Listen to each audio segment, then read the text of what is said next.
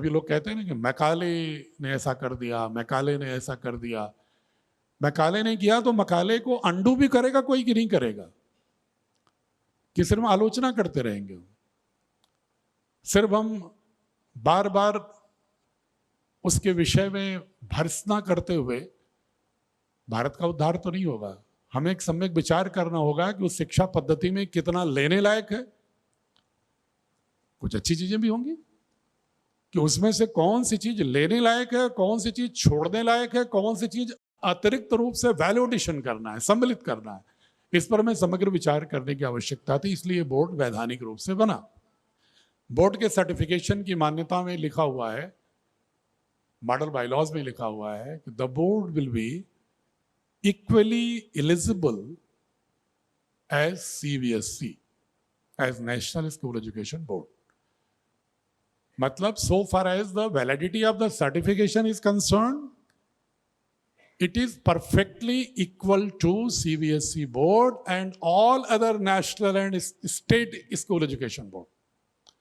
किसी भी राज्य की बोर्ड, किसी भी नेशनल बोर्ड सरकार द्वारा बनाया गया हो, या आईसीएसई एक जरूर बोर्ड है जो बिना सरकार का है, जिसकी सबसे अधिक महिमा होती है। बड़े शहरों में जाओ, हम भी कुछ अच्छे जिलों में जब डीएम थे तो लोग सिफारिश करने आते थे उस विद्यालय में एडमिशन करा दो। जब मैं म्युनिसिपल कमिश्नर लखनऊ था 16 साल पहले, तो लोग आते थे कि साहब सेंट फ्रांसिस में करा दो, लोरेटो में करा दो, एडमिशन करा दो। वो लोग कराते थे जो मंचों पर भाषण देते थे भारतीय ज्ञान परंपरा की, और बच्चों का प्रवेश कराने के लिए वहां आकर के धक्के खाते थे वहां। तो मैं उनसे पूछता था कि आप तो मंचों पर भारतीय ज्ञान परंपरा की बात करते हो, बच्चे का प्रवेश यहां क्यों कराना चाहते हो? बोले कोई विकल्प नहीं है। हमने कहा विकल्प तो है, बहुत सारे विकल्प है। तो बोले कोई बोर्ड नहीं है ऐसा। हमने कहा बोर्ड नहीं, स्कूल तो है, विद्या भारती तो है, चिन्मय मिशन ट्रस्ट के विद्यालय तो हैं, पतंजलि योगपीठ के विद्यालय तो हैं, अमृतामयी अम्मा के विद्यालय तो हैं, रामकृष्ण मिशन के विद्यालय तो हैं, स्वामी विवेकानंद केंद्र के विद्यालय तो हैं। हमने कहा प्रभु वहां कभी भेजने की कोशिश किया आपने? कि पूरे देश को बनाना चाहते हो कुछ और, अपने बच्चों को बनाना चाहते हो कुछ और, तो ऐसे देश में भारत बोध नहीं आएगा। विडंबना है कि वो बोर्ड सरकार का बोर्ड नहीं है। मैं ये बताना चाह रहा था।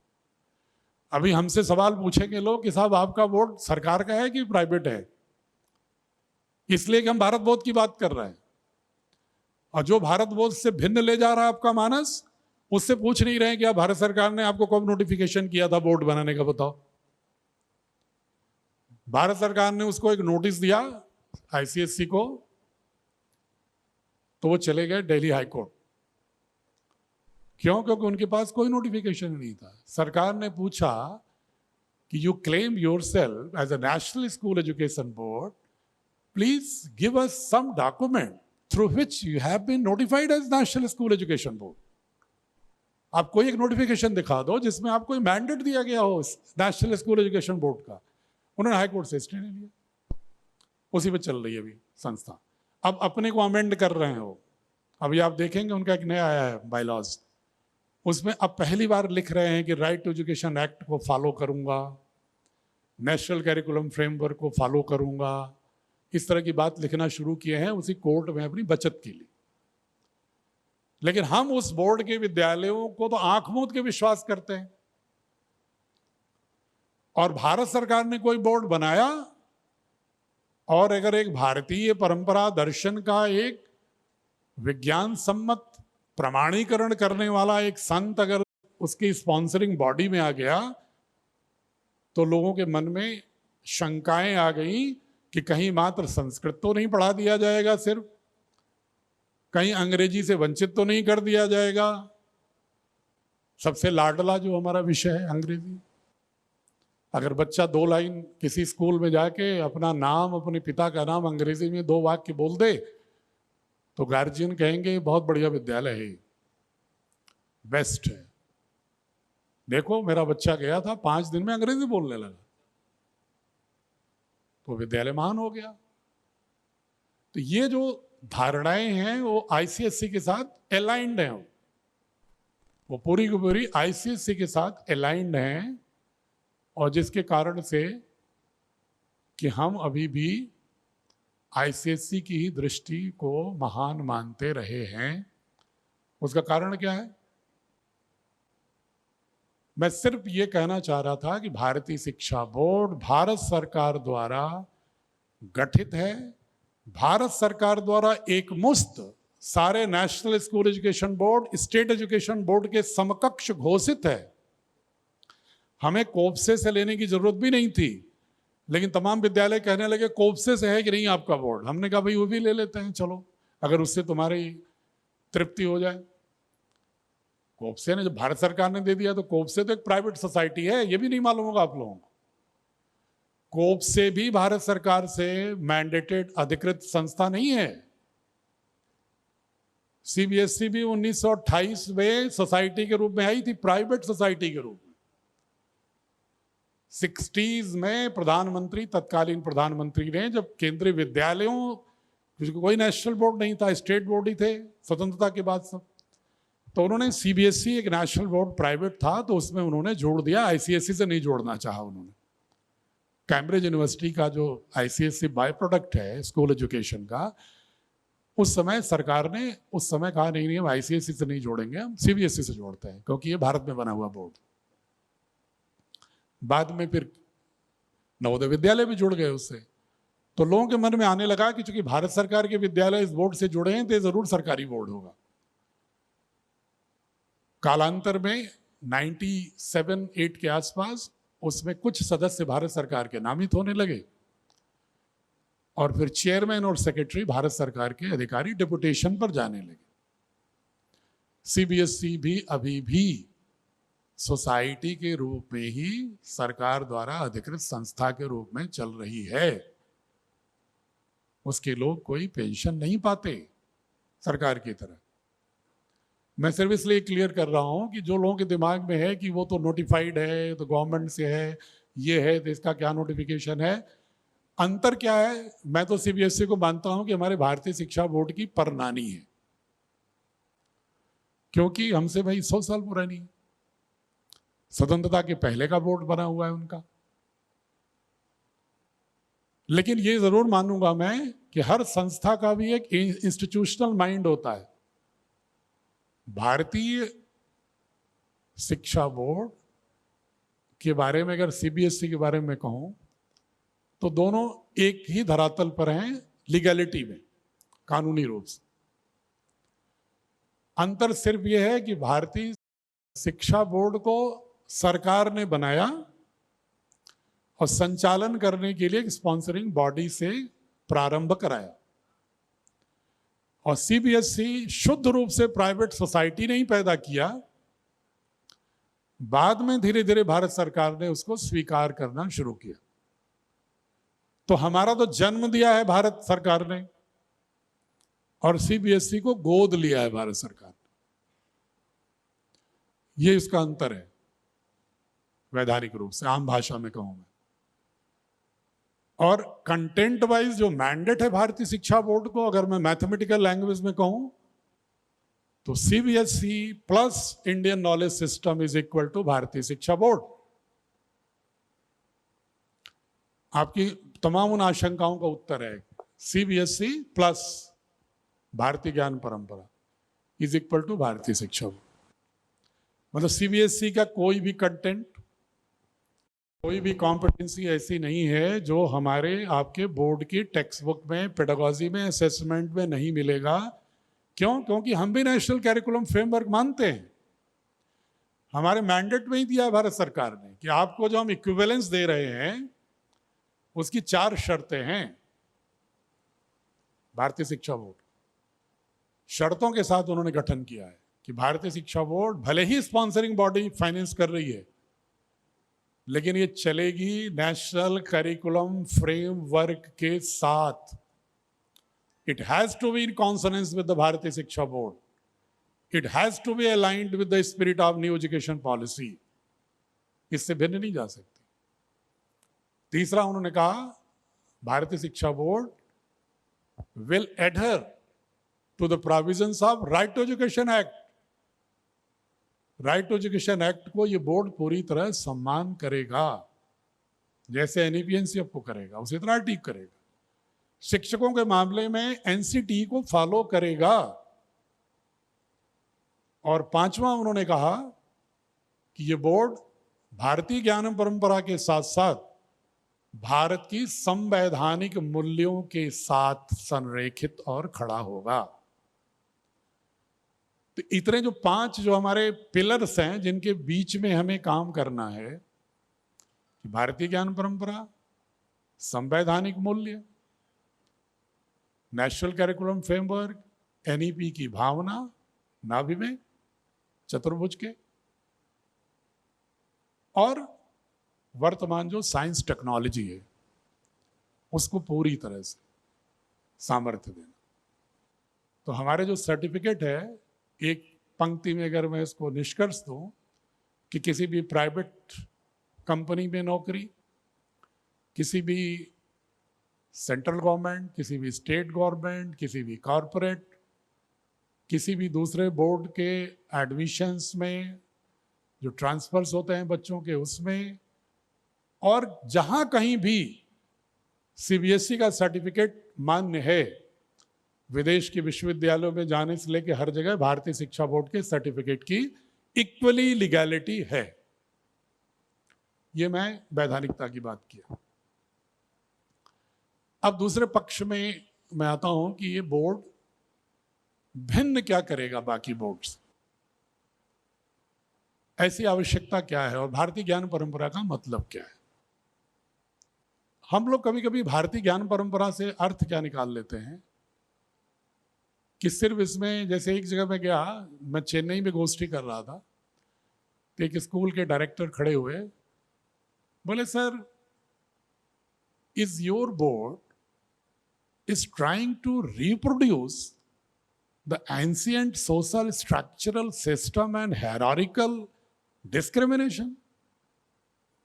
क्या भारतीय ज्ञान परंपरा के आधार पर आपका बोर्ड कुछ इस तरह पढ़ाना चाहता है क्या कि जो सामाजिक संरचनागत दोष हैं भारत में और जो तमाम तरह की विकृतियां हैं व्यवहार स्तर पर, उनको कहीं आप लेजिटिमाइज करना, उसको वैधता प्रदान तो नहीं करना चाह रहे हैं कि जिससे कि हायरार्किकल जो रिस्पेक्ट की भावना है सोशल स्ट्रक्चर के रूप में, मैं अगर आम भाषा में कहूं तो जातियों के रूप में, कि जो स्ट्रक्चरल, जो हायरार्किकल है, स्ट्रक्चरल रिस्पेक्ट की बात है, बोले उसको आप रिप्रोड्यूस तो नहीं करना चाहते हो, आप उसको पुनरुत्पादन तो नहीं करना चाहते हो। दूसरा उनका सवाल था कि you are emphasizing on Sanskrit language, why? We want scientific rational reason behind promoting Sanskrit.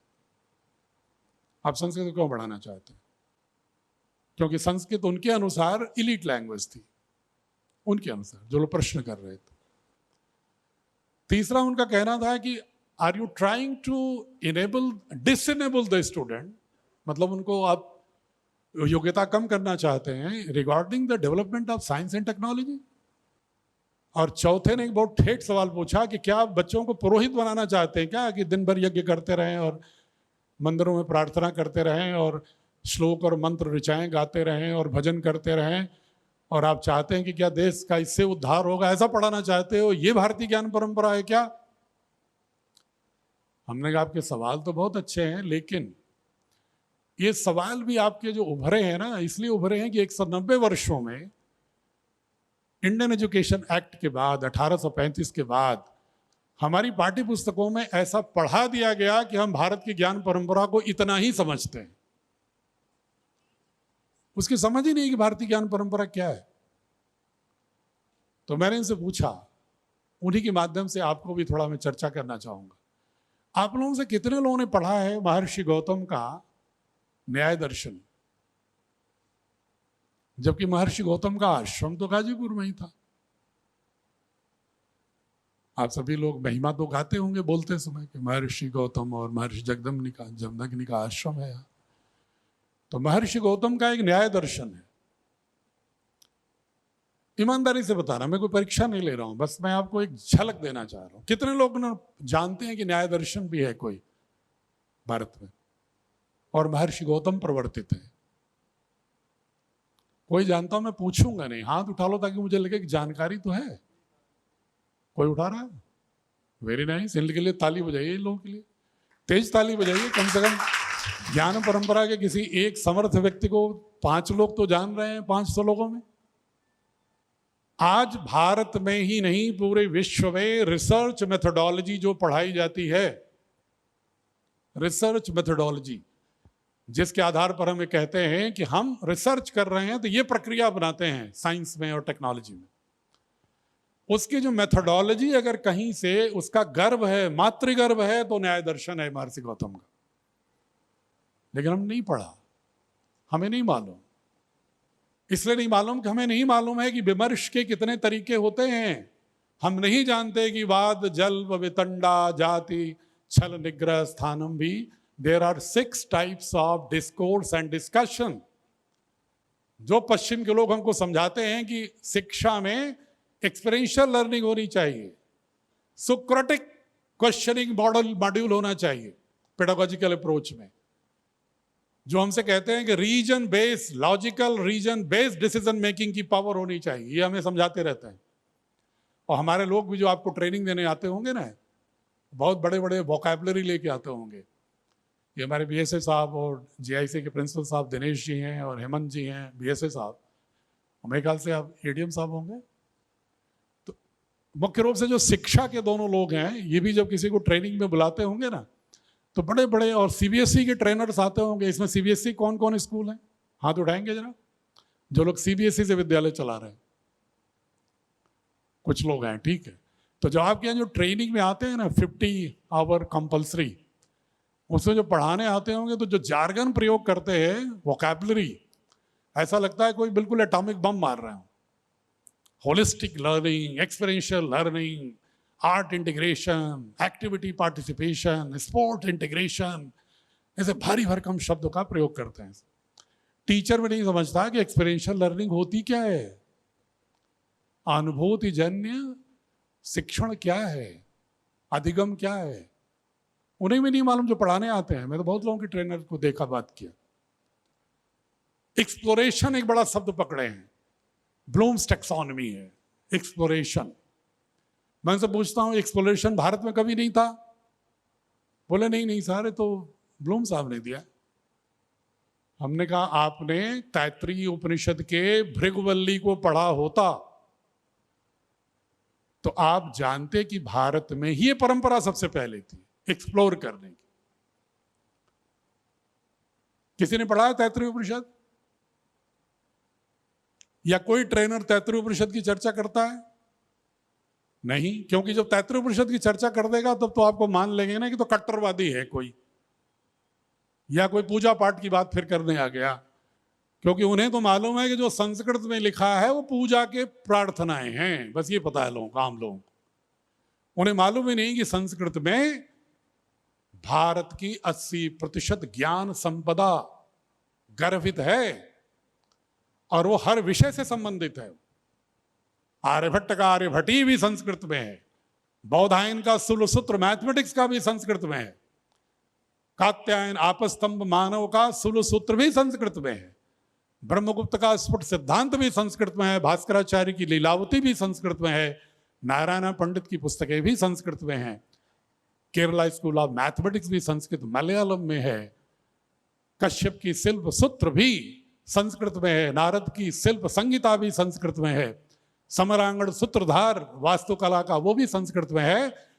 और म्यूजिक, डांस, ड्रामा, थिएटर पूरी दुनिया में जब कुछ नहीं था, बर्बरता थी, तो भरत मुनि का नाट्य शास्त्र भी संस्कृत में ही है। लेकिन हम बच्चों को नहीं पढ़ाते, कहीं चर्चा भी नहीं करते। तो इसलिए उनको लगता है कि भारतीय ज्ञान परंपरा का मतलब पिछड़ापन, संस्कृत का मतलब पूजा, पुरोहित, मंत्र पूजा के। उन्हें यह भी नहीं मालूम है कि जो पंडित जी पहली पूजा का पहला पढ़ते हैं ऋचा, ओम विश्वानिदेव सपितर धुरतानि परासुव यत भद्रम तन्नासुव, इसका क्या अर्थ है कुछ नहीं मालूम। पंडित जी ने पढ़ा, उठा के डाल दिया हवन। आनो भद्रा कृतो यंतो विश्वतः, जैसे पंडित जी पढ़ते हैं बस उठा के डाल दिया। उन्हें मालूम नहीं कि आनो भद्रा कृतो यंतो विश्वतः हमारे ऋषियों ने जो कहा उसका अर्थ क्या है। अगर जानते तब लगता कि भारत की ज्ञान परंपरा कितनी महान है। वो कहते हैं उसका अर्थ है let the Nobel thoughts come from all directions, सारे अच्छे विचार सारी पगडंडियों सारी दिशाओं से आओ, तुम्हारा अभिनंदन आलिंगन करेंगे हम, ये हमारे ऋषि कहते थे। कोई कंजर्वेटिज्म नहीं था हमारी भारतीय संस्कृति की वैचारिकी में, टॉलरेंस ही नहीं था। टॉलरेंस तो नेगेटिव वर्ड होता है, ऋणात्मक शब्द है। टॉलरेट करना, सहना ऋणात्मक शब्द है। इम्प्रेस करना, आलिंगन करना, ये हमारे ऋषियों के ऋचाओं में है। और विश्वानिदेव सवितुर दुर्तान का भी अर्थ ये है कि हे विश्व के द्योत स्वरूप प्रकाश स्वरूप ईश्वर सविता, मेरे पास शुभ विचार आए और अशुभ विचार और शक्तियां हमसे दूर जाएं। ज्ञान, इसी को दूसरी भाषा में बृहदारण्यक उपनिषद में कहते हैं असतो मां सद्गमय तमसो मां ज्योतिर्गमय मृत्योर्मा अमृतम गमय। एक ही बात है, नॉलेज। हमारे सारी ऋचाओं में कहा गया ज्ञान प्राप्त करो, ज्ञान। बिना ज्ञान के तुम्हें मोक्ष नहीं मिलने वाला है। महर्षि गौतम का न्याय दर्शन कहता है कि व्हाट इज लिबरेशन, मोक्ष क्या है। तो उन्होंने कहा मोक्ष है अटेनमेंट ऑफ वैलिड नॉलेज। जिस दिन तुम्हें वैध ज्ञान का सत्यान्वेषण करते हुए बोध हो जाएगा, उसी दिन तुम्हें मोक्ष होगा। ये हमारे महर्षि न्याय के दर्शन में तैत्तिरीय की भृगुवल्ली। मैं थोड़ा सा एक्सप्लोरेशन बता दूं, आप लोग जो एक्सप्लोरेशन हेमंत जी बहुत प्रयोग करते हैं ना, हमारे ट्रेनर। एक्सप्लोरेशन जितना हमारे यहाँ था उतना कहीं नहीं था। भृगुवल्ली में क्या है मैं संक्षेप में बता रहा हूं, कभी गूगल करके पढ़िएगा। कम से कम गूगल तो सुविधा दे दिया है ना कि भाई डाल के देख लो। वरुण के पुत्र थे भृगु, भृगुवल्ली में लिखा हुआ है। तो भृगु गए वरुण के पास, अपने पिता के पास, तो बोले पिताश्री मुझे बताओ ब्रह्म क्या है, ये ब्रह्म विद्या है क्या, मुझे नहीं समझ में आ रहा। तो वरुण ने कहा कि मैं तुम्हें उत्तर नहीं दूंगा, एक्सप्लोर करो, मतलब सोचो। उन्होंने कहा सोचो, विचार करो कि तुम्हारे अनुसार क्या है। तो खूब विचारने के बाद भृगु गए पिताश्री से, बोले पिताश्री अन्नम ब्रह्मा, अन्न ब्रह्म है। ये फिजिकल मैनिफेस्टेशन जो हम भौतिक रूप से शरीर दिख रहे हैं, उन्होंने कहा ये ब्रह्म है, ब्रह्म द्वारा निर्मित है, इसलिए ब्रह्म है, क्योंकि इसके बिना तो हम चल नहीं सकते, जी नहीं सकते। उन्होंने कहा और विचार करो। उत्तर नहीं दिया वरुण ने। फिर कुछ सोच के गए तो उन्होंने कहा प्राणम ब्रह्मा, क्योंकि जो प्राण शक्ति है उससे हमारा जीवन है, ये ब्रह्म है। तो बोले नहीं और विचार करो। फिर उन्होंने कहा मनो ब्रह्मा, मन ब्रह्म है। बोले और विचार करो। फिर उन्होंने कहा विज्ञानम ब्रह्मा, विज्ञान ब्रह्म है, तार्किक एनालिसिस, इंटेलेक्चुअल प्रोसेसिंग, ये ब्रह्म है। उन्होंने कहा और थोड़ा सोचो, दिशा सही है तुम्हारी। तब उन्होंने काफी विचारने के बाद आके बोले आनंदम ब्रह्मा, आनंद ब्रह्म है। तो बोले अब तुम्हें उत्तर मिल गया, मुझे बताने की आवश्यकता नहीं है। ये एक्सप्लोरेशन नहीं है क्या? एक्सप्लोरेशन तो ही है ना कि भाई आप एक्सप्लोर करने के लिए बच्चे को मोटिवेट करो कि वो खुद उत्तर ढूंढे। और महात्मा बुद्ध कहते हैं जब अपने शिष्यों से कि जो मैं कह रहा हूं उसको पूरी तरह मान मत लेना कि मैं गुरु के रूप में कह रहा हूं। अपो दीपो भवः, स्वयं दीपक बनो, आत्मदीपो भव। विचार करना, अगर तुम्हारे अंदर की ज्योति प्रज्वलित होती है और ऐसा प्रतीत होता है तुम्हें कि ये सही है तो मानना। इससे बड़ा कौन सा एक्सप्लोरेशन है, इससे बड़ा कौन सा रीजन बेस्ड लर्निंग है कि हम सुकरात को और ब्लूम साहब को रटते रटते इस तरह फिरते हैं जैसे भगवान राम, भगवान कृष्ण हो या अल्लाह हो। क्यों रटते हैं उनका नाम? क्यों? क्योंकि हम अपनी ज्ञान परंपरा नहीं जानते। 1835 के बाद हमारी किताबों के कंटेंट में सुनियोजित रूप से षड्यंत्र किया गया कि या तो भारत की ज्ञान परंपरा को हीन भावना से दिखाओ या उसे बिल्कुल पुस्तक से हटा दो, जिससे भारत के मानस में भारत स्थापित ना हो, भारत हट जाए भारत से, और जो कुछ बचा खुचा रहे वो भारत के प्रति घृणा और हीन भावना हो। उन्होंने, मैं उदाहरण दूंगा तब आपको लगेगा कैसे उन्होंने किया। अब मैं न्याय दर्शन बताने लगता तो बहुत समय लगेगा, इसलिए उस पर नहीं जा रहा हूं मैं। लेकिन मैं जरूर ये आपसे आग्रह करूंगा कि आप विद्यालय से जुड़े हुए लोग हैं, एक बार पढ़िएगा। जब आप देखेंगे कि प्रतिज्ञा, हेतु, दृष्टांत, उपनय, निगमन, वाद, जल्प, वितंडा, छल, जाति निग्रह, स्थानम के माध्यम से सत्य तक पहुंचने के लिए कैसे वो फिर उसको निगमन के बाद सिद्धांत के रूप में स्थापित करते हैं किसी संशय के समाधान के लिए, और कैसे वो निर्णय होता है। महर्षि गौतम कहते हैं कि अगर आप किसी सत्य तक पहुंचते भी हो without any fallacy, without any हेत्वाभास, विदाउट एनी अंतर्विरोध, अगर उस सत्य तक पहुंचते हो, लेकिन अगर वो सत्य अगर लोक हितकारी नहीं है तो वो निर्णय नहीं कहलाएगा। वो आपका व्यक्तिगत सिद्धांत हो सकता है, वो निर्णय तभी होगा जब वह लोक हित के लायक हो जाए। यहां तक कहते हैं महर्षि गौतम न्याय दर्शन। और हम उस महर्षि गौतम के न्याय दर्शन को कभी बच्चों की पुस्तकों में डाला ही नहीं। गौरव भी होता और उन्हें लगता अगर 2500-3000 साल पहले हमारे किसी पूर्वज ने तर्कपूर्ण, युक्तिपूर्ण, प्रमाणपूर्ण युक्त सत्य के अन्वेषण की कोई विधा स्थापित की थी तो उसके आधार आगे सोचता। और महर्षि गौतम के न्याय दर्शन और महर्षि कणाद का वैशेषिक दर्शन, आप लोगों से कितने लोग फिजिक्स के विद्यार्थी हैं, भौतिकी के? अरे 10वीं कक्षा तक तो सबने पढ़ा होगा, और मुझे लग रहा है यहां जितने लोग बैठे हैं वो 10वीं पास तो होंगे ही, तो 10वीं तक तो फिजिक्स पढ़ा ही होगा। आपने कहीं महर्षि कणाद का नाम अगर न पढ़ा हो तो एक लाइन लिखा मिलेगा आपको कि महर्षि कणाद, जब आप डाल्टन का परमाणु सिद्धांत पढ़ते हैं, एक पंक्ति में बड़ी एहसान करते हैं लोग।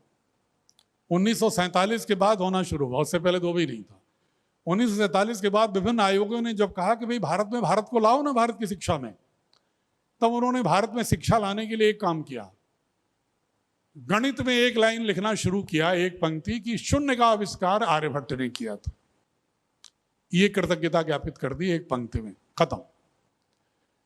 और फिजिक्स पढ़ाते समय डाल्टन के परमाणुवाद में लिख दिया कि महर्षि कणाद ने भी इसी तरह से अणु की कल्पना की थी। कल्पना की थी, बड़े खूबसूरती से शब्द लिखते हैं कि ताकि एक बच्चों को भ्रम न हो जाए कि कणाद वैज्ञानिक थे, काल्पनिक व्यक्ति थे, कल्पना कर रहे थे।